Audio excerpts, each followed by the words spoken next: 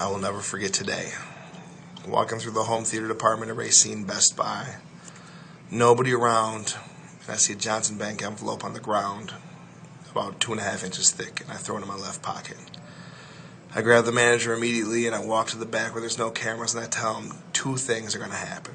One, I'm going to walk out the door. You're not going to know what I have in my pocket, and it's going to positively affect my life and ruin somebody else's life. Or two, I'm going to show you what's in my pocket. We're going to find the individual that dropped it, and we're going to positively affect his life, and hopefully I'll get some good karma. So he has no clue what I'm talking about, so I pull it out of my pocket, and there's an envelope just packed with cash, packed. And then you can only imagine his reaction. And so I asked him, what happens to this money if nobody claims it? And he said the store keeps it.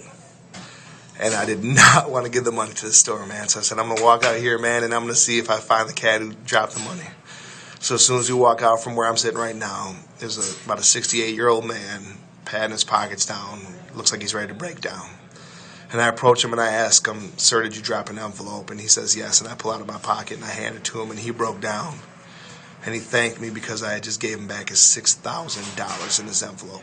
I'm not looking for a pat on the back, man. I just had to tell you guys that when he broke down, man, it was the biggest struggle I've ever had recently of doing right and wrong. And I handed him the envelope, and he thanked me 1,001 times. And I can only imagine how that could have destroyed his life, man. But it was just my good deed for the day. I don't need a pat on the back. I don't need a thank you, but just it felt good to tell my dad about it and hear his reaction, to understand if I was the old man, how I would have felt if somebody would have gave me my envelope that I dropped. Who cares why he had $6,000?